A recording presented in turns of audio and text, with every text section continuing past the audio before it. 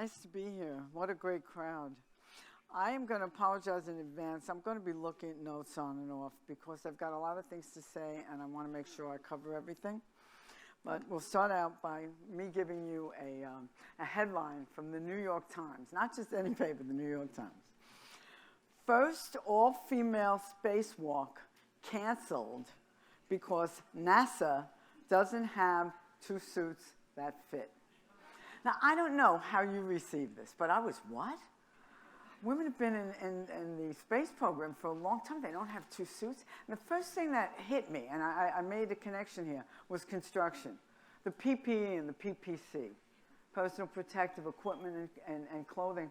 We don't have it. Women are wearing gloves that are too big. The manufacturers that are doing it, that are modifying what they have, are making them smaller. But it's not just that women are small. We're not exactly like men, but small. We're built differently. Our hands are different. Our eyes are different. Goggles don't fit. Gloves don't fit. So, I said, why is this? And the only thing I could think of is that people in male-dominated industries have not internalized the fact that we're there, even though we're there in small numbers, but we're there. And I think that's why. It's not that they don't care as much as they don't think about it. And so one of the things that we want to do, or we're going to do, is let people know we are here, and we're here to stay. So we're going to move on from that. All right, now I wrote a book. It's up there. By the way, all my information is up there. So, and I take emails, I take phone calls, I take it, whatever you want. The name of the book is All Alone on the 68th Floor. And it's a metaphor because this Trump Tower, which is 58 stories, but Donald calls them 68, I used to, it's true, I used to go up to the top of the building and I would look down on the city and I would just think, I'm at the top of the world.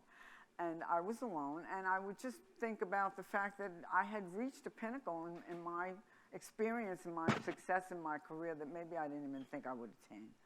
But the second part of it was that I realized that there was no one behind me. I really was alone. There was no army of PMs and supers and estimators and people that were going to come and replace me. There were just women. There weren't women in the industry. I was alone. So that was the title of the book. And things have changed, but nevertheless, we're not in the numbers, and I'll talk about this later, that we have to be. My son came up with the subtitle, How One Woman Changed the Face of Construction. And, I first said no.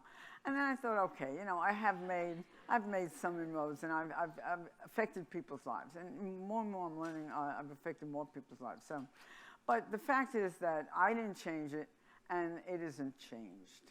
So the title of my talk here, How Women Change the Face of Construction, is going to be How Women Are Changing the Face of Construction, or How Women Are Trying to Change the Face of Construction, because we have a lot of things to do before we're there.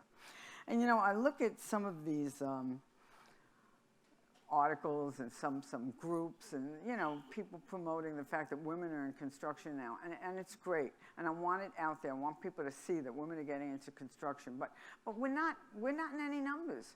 In the trades, we're still, and I'll go over this in a minute, 3% in the trades. That's nothing. And we're adding to it. What are we're maybe making it 3.2%. I mean, we're not there, and it's not time for congratulations. It's not time for complacency. We got to really be going after this. We have to make something happen here. So, we are changing. Things are going on, but we got a long way to go. I want to talk to you about three things today. Inroads.